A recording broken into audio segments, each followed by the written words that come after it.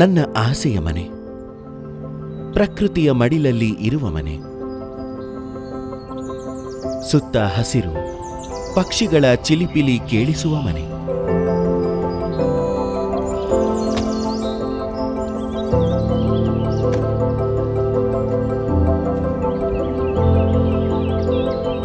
ಊರಿಂದ ದೂರ, ಆದರೆ ಹೃದಯಕ್ಕೆ ಹತ್ತಿರ ಇರುವ ಮನೆ.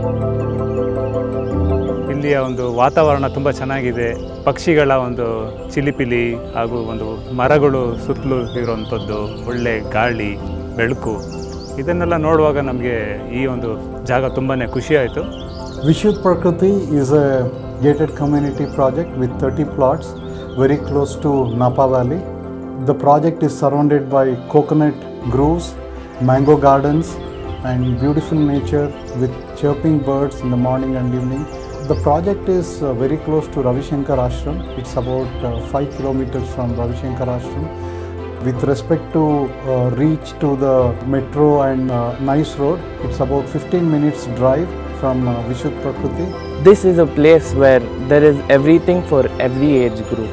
For children, there is schools like Ryan International School and Edify School.